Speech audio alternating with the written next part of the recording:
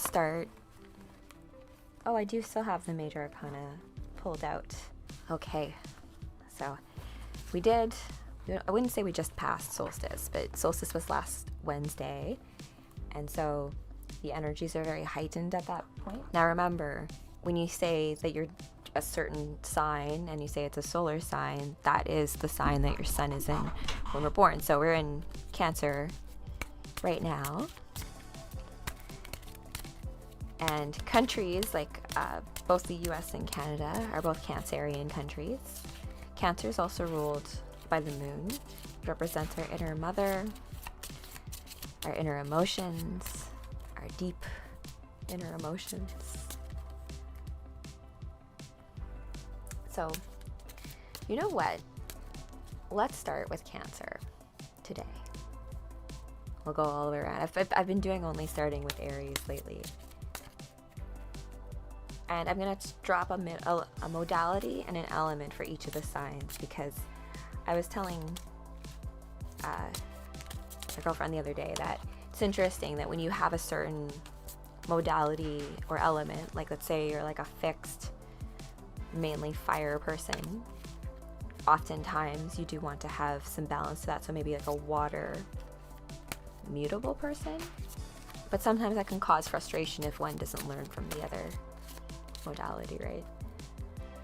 Okay, so let's start with Cancer. We'll go Cancer, Leo, and go all the way around the chart, and we will end with Gemini, because I feel like we were in Gemini a long time. Sorry, Geminis. Okay, Cancer. We're going to do a single card major arcana pull for the chart reading at hand that we have right here. The sun is in your sign, but we do, as I said, have a trine between Venus and Chiron, which means that how you can perhaps find healing through using the very benevolent energies of Venus, as well as, what did I say here? We had the square, the Mars square Uranus, where you may feel a push and pull within yourself in terms of action in an unusual way, but sometimes there's that little bit of self-doubt in your own mental state, being like, should you really do that? You know, should you really? Okay, let's get into it. So Cancer, we have the Wheel of Fortune. So in the Wheel of Fortune, you have here dandelion. We're having a conversation somehow, like, I used to pick dandelions when I was a kid and make necklaces out of them. You like tear them and make little necklaces. But all to say that the cycles of life. So Cancer, I think with solstice and the bringing in of Cancer season, it's a very, you can feel time, and ultimately it's a matter of recognizing where you are in the cycles of time, Cancer, so that you know when to act and behave. And I know that you probably have no problem feeling into your emotions right now, but I think people don't realize that Cancer is also a cardinal sign, and being a water cardinal, it's about being in touch with your emotions, but also having the initiative and the drive to kind of be fierce about it. There's a thing of like being crabby, and ultimately I think that Cancers and Tauruses, and myself being a Taurus, have a certain thing in common where we have a hard time letting go of security, even though the wheel of time is turning and it's time to, like, make that next step. But it's like, oh, I'm so like used to a certain way of doing things or a certain routine, even though it's no longer serving the purpose that it once had. So the Wheel of Fortune here, Cancer, is all about honoring the cycles of time that you are in and finding within yourself where you need to, honor it. And maybe where sometimes we feel like you don't want things to end, you don't want the roller coaster ride to end, you don't want the show to end, but it must, so that the next one can begin. Because if we just kept on in the same spot all the time, that's not a way of doing things either. Things need to end so other things can begin. Okay, so next, that's my reading for you, Cancer, the Wheel of Fortune. We now have Leo, And yes, we do have Venus and Mars in Leo right now. And for you, Leos, I have the Hanged Man. And the Hanged Man is all about sacrifice, but serene sacrifice. Like a sacrifice that is required, but not in a sense of like, oh, or even sacrificing others. It's about self-sacrifice for a greater purpose. And so I like to look at this as almost like a letting go of a past self, or letting go of certain things that are just, you know, holding you back, but being able to, he's in the interpretation of like the picture, the Hanged Man is not suffering. He's very serene in his hanging there and allowing himself to just intake the intel. And so it's a matter of, this little fairy here as well, you can see. So as it comes to you, Leo being fixed and fire,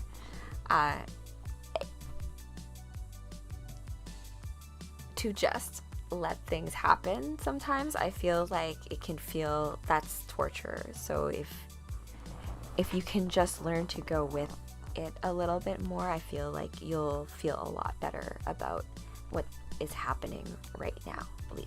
So the Hanged Man is my reading for you. Okay, so next we have Virgo. Just going to check.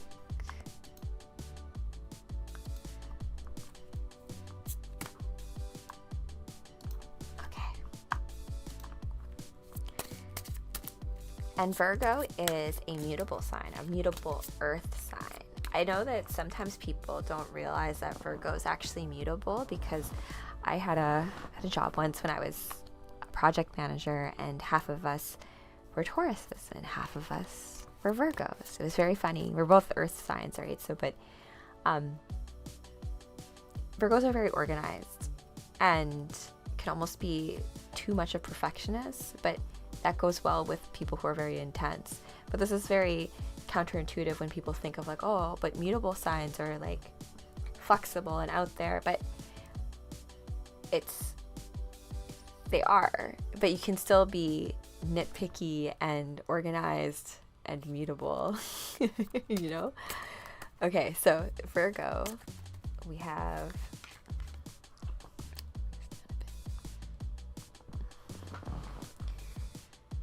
the Lovers for you, my Virgos. So in terms of that, Virgos, maybe this means that you need to ask for help. That's what I'm kind of getting from this. Virgo energy is very much like, I will just do this all myself. I'll clean it all up myself. I'll do, like, you want to help everybody. But there can be, remember I was saying about how like Chiron and Venus are in this trine, so there can be a lot of healing through self-care and honoring the beauty within yourself and the beauty within others. And so perhaps this is about loving yourself, or another interpretation would be that those that love you, perhaps it's a good time to reach out to them. It's a good, the time is right for that, let's say. Virgo, the Lovers card for you. Okay, so next we have Libra. So remember, these readings are for sun, moon, or rising, because ultimately sometimes people say that you don't necessarily feel like the sign that you are. So when I watch my own readings, I'll take a look at the other major personal placements as well in terms of those interpretations. Okay, so Libra. So Libra, we've got for you Strength. It's a good card pull. So Strength is a very benevolent card. It's a very positive card, and I like it. It's very fitting because we're coming up like that summer line. I always think of like solstice in the summer and strength and cultivating the soul and inner purpose. And so Libras, it's about cultivating that inner strength, your inner soul purpose.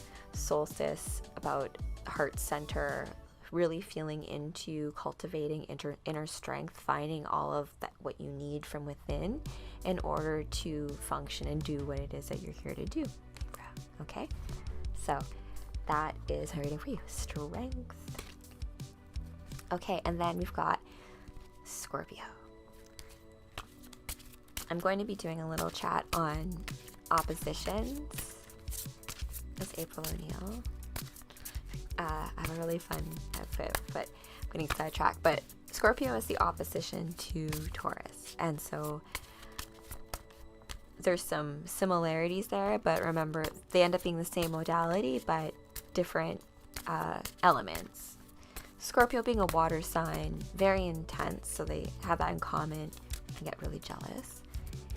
But Scorpios can sometimes keep their cards to their chest so that no one really knows what their true hand is or their true intentions really are, what their motivations are. But my Scorpios, I love you guys here because we do get each other on a deep level. You've got death. I don't think you're afraid of this stuff either. So my Scorpio friends, death in this, I love the Shadowscapes rendition of death just because, how should I put this? The phoenix rising from the ashes, right? So like every beginning comes from some other beginning's end. And so as a result, the phoenix rising from the ashes, Scorpio, it's about embracing change, embracing the fact that things are ending so that you can tie up all of those loose ends and then move forward. The ruler of Scorpio is actually Pluto, and so Pluto moving retrograde is kind of this sense of like, okay, moving back a little bit, but it gives you time to kind of put it all to bed, so to speak. You can't truly move forward. I say this from experience because I'm the queen of this, and I'm trying to do, I am going to be doing better at this, but the idea of stepping forward requires you to let go of all of it. There's this movie that I watched with Kevin once where it's like the serpent.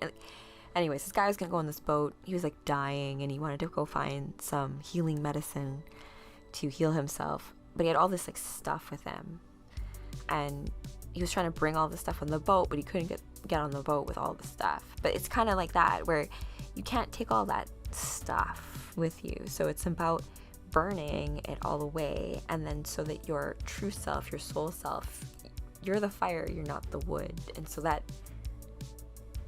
self will get to move on into what the new rendition is, one that serves the time that you're in right now and those that you love more. So there we go for you, Scorpio. Next we have Sagittarius, my Sagittarius friend. So yeah, Scorpio is fixed and water, so it's, if you take the idea of like the element, the modality into it, it helps give you a little bit of a flavor of what those signs are, and then you get why like certain signs get more along with each other and why certain signs sometimes clash. Okay, so for you Sagittarius, we have the Chariot. Speaking of drive and getting stuff done, Sagittarius is very much like a traveling sign. Like Tina Turner, when I did her chart, right, she's a Sagittarius, and they always say that Sagittarius will always end up in like a different country. You'll always like end up moving, and she ended up moving to Switzerland, so that's a big move. And the Chariot is all about movement. It's all about striving forward. And so if we think about energies and where Mars is right now in Leo, along with the idea of Mars being square with Uranus, it's about taking the steps forward to really do what it is that you need to do. And I don't think Sagittarius, you need any, what should I say? Some more fixed people, like I feel like sometimes it can just be hard to move. You need like a big push, but Sagittarius is more of like a reiteration to the fact of taking the steps forward and drive forward. The Chariot. Okay, so next we have Capricorn, back to a cardinal sign, and this is also an earth sign. I call Cappies the, like the little mountain goat that gets up on the top of the mountain. You're like, how the heck did you get up there? They hustle. They're like doing it when you're sleeping. And for you, Capricorn, we have Empress. And Empress is very associated with like feminine energy. And here's the thing about Capricorn. Capricorn's ruled by Saturn. It is earth sign though, so material world, the earth, and is associated with Capricorn in a different way, and like time and all of this other stuff as well. We do also have Pluto hanging out right there in Capricorn, cusping. But what the Empress gives is a bit of a gentle stroke to everything, I should say.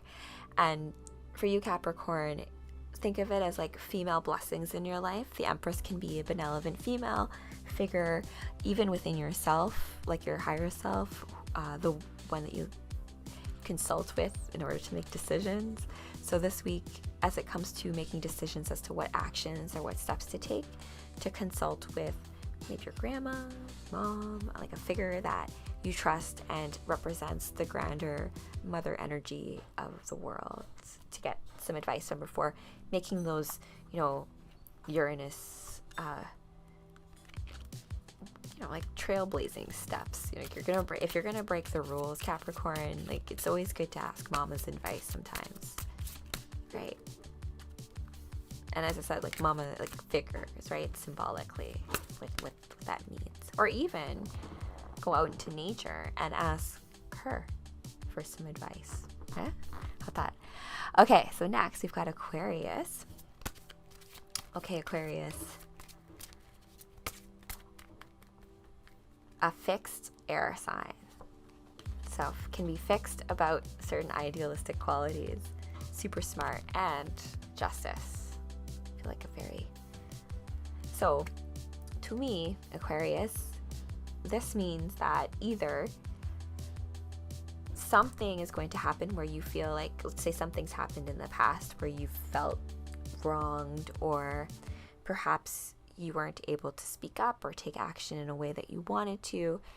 The tides are turning and justice is going to fly in, and there's going to be something, I feel like, where there will be a balance. Something will balance itself out. The other thing to note is that your heart always knows everything that's done or said. And I also had a saying, being a trainer, your body shows off everything that your mind says. So like if you say to yourself, like I can't do this or I can do this, like it's already known within yourself. And all I mean for that is like from a justice perspective, when you're delving justice or making moves, it's all only justified by your own motivations and your own heart.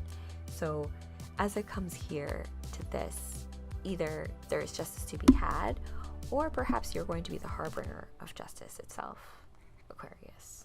Because being able to verbalize and all of that is kind of your jam. And so perhaps it's a matter of, this is the time to kind of deliver it, or it will just happen in terms of like timing wise in the cosmos.